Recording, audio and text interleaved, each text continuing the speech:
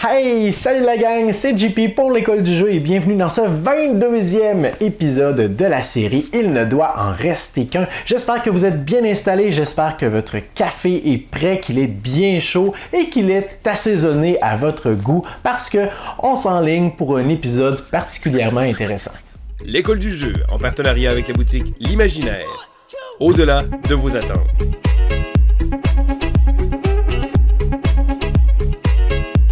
Encore une fois, aujourd'hui, je vous propose de regarder 4 jeux radicalement différents et au terme de cette vidéo, nous devrons tous prendre position et déterminer lequel parmi ceux-ci est-ce qu'on désire conserver si ça implique de se débarrasser à jamais des 3 autres. Sans plus attendre, je vous présente les 4 concurrents d'aujourd'hui. Nous avons Risk.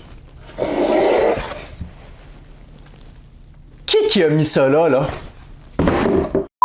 Comme je le disais, nos 3 concurrents d'aujourd'hui, Kemet, Inish et Scythe. C'est maintenant le moment pour vous de vous rendre dans la section commentaires et de m'inscrire le titre du jeu que vous désirez conserver ainsi que la raison de votre choix. C'est fait, merveilleux, laissez-moi un pouce vers le haut et laissez-moi vous aviser avant de continuer que j'ai tout de même dû retirer 2 boîtes qui étaient initialement dans ce compartiment. Kemet ne s'y trouvait pas, en fait j'avais placé l'extension de Scythe et l'extension de Kemet.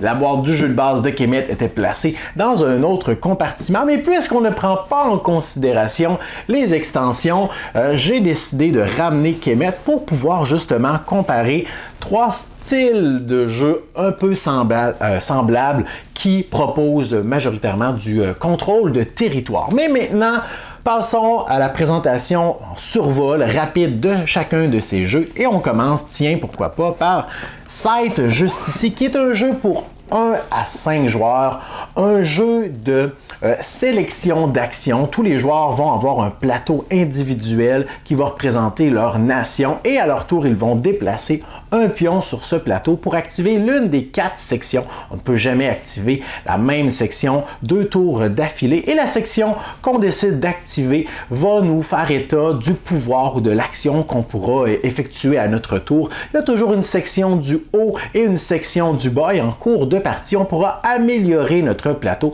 ce qui va rendre les actions du haut plus efficaces et les actions du bas moins coûteuses. Et ce qu'on voudra faire, bien évidemment, c'est marquer des points de victoire. Les points de victoire sont représentés par des étoiles. Il y a plusieurs façons d'aller récupérer les étoiles et on gagne la partie lorsqu'on en a récupéré un certain nombre. Alors oui, il y a de la gestion de ressources, oui, il y a du contrôle de territoire, on a la possibilité de personnaliser notre nation également. Il y a des affrontements également qui vont être réglés grâce à la petite roulette ici qui va nous donner des points de victoire, des points de combat plutôt, mais également avec des cartes qu'on pourra mettre en jeu pour augmenter nos points de combat. Il y a également des cartes de rencontre puisqu'il est possible d'explorer certaines zones et d'avoir des événements qui s'y trouvent qui vont vous offrir des choix et dont le résultat va influencer le bénéfice que vous allez obtenir. Continuons maintenant avec Inish, ce jeu pour 2 à 4 joueurs qui a tout de même une bonne part de contrôle de territoire, mais où ici, la gestion de nos actions va être strictement dictée par les cartes qu'on aura en main. Et c'est pourquoi il y a une phase de draft qui est cruciale. Les choix de cartes que vous allez faire pendant cette manche vont dicter les actions que vous pourrez faire à moyen terme. Alors, c'est vraiment important de prendre ça en considération. Et lorsque ce sera à vous de jouer, bien, l'une des 3 actions, la principale qui vous sera offerte, c'est de prendre une de vos cartes, de la mettre en jeu et d'effectuer ce qui est écrit sur celle-ci. Aussi simple que ça.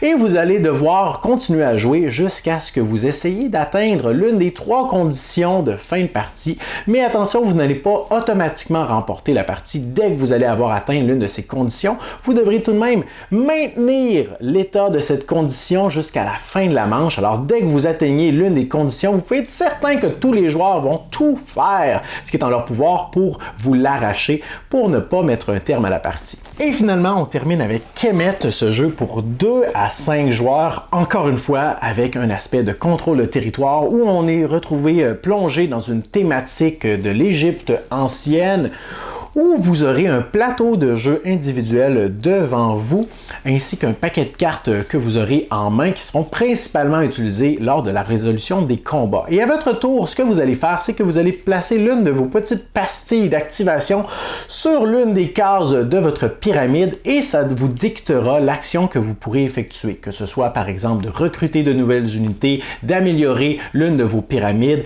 d'aller récupérer une tuile de pouvoir, de déplacer vos troupes. Alors il existe toutes sortes d'actions, générer des points de prière également et vous voudrez éventuellement, bien évidemment, déclencher des affrontements entre les autres joueurs. C'est à ce moment que les cartes que vous allez avoir en main vont être cruciales. Il est possible de faire repousser vos adversaires, il est possible de les blesser, il est possible de les tuer également, il est possible d'essayer d'être plus en mode défensif, de prendre avantage de l'attaque. Alors chacune de ces cartes est vraiment importante, mais il y a également la gestion de vos pyramides. Alors il existe dans le jeu de base 3 pyramides de couleurs différentes, blanche, bleue et rouge, chacune associée avec un aspect, soit le militaire, la défense, ou, etc.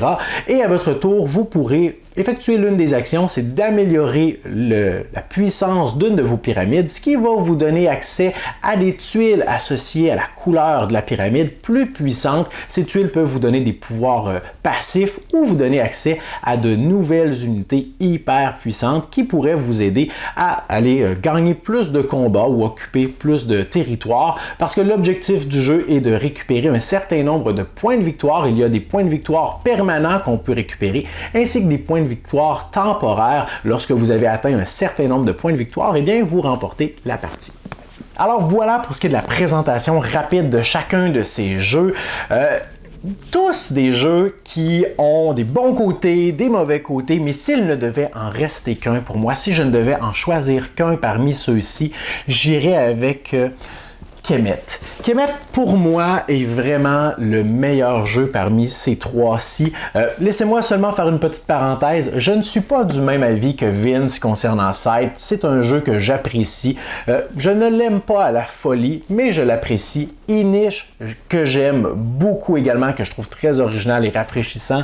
Mais Kemet, pour moi, est l'équilibre parfait entre la gestion des cartes ici, la gestion du combat, des affrontements, la possibilité de personnaliser également notre peuple avec la puissance de nos pyramides, les tuiles qu'on va aller récupérer, comment je vais récupérer mes points de victoire également, est-ce que je vais me concentrer sur les points permanents, est-ce que je vais me concentrer sur les affrontements, les points de victoire temporaires, est-ce que je vais essayer d'utiliser au maximum du potentiel des unités spéciales que j'ai déployées, vraiment rapide, simple également à comprendre, mais avec une grande profondeur. Alors voilà mon choix d'aujourd'hui, Kemet. J'ai maintenant hâte d'aller vous lire dans la section commentaires. Comme d'habitude, si vous avez apprécié la vidéo, laissez-moi un pouce vers le haut et considérez vous abonner à notre chaîne. Et moi, je vous dis merci pour votre écoute.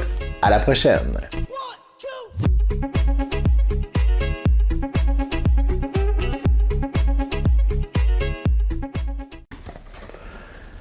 Je me cherchais justement quelque chose pour allumer mon feu de camp demain soir. On va garder ça finalement.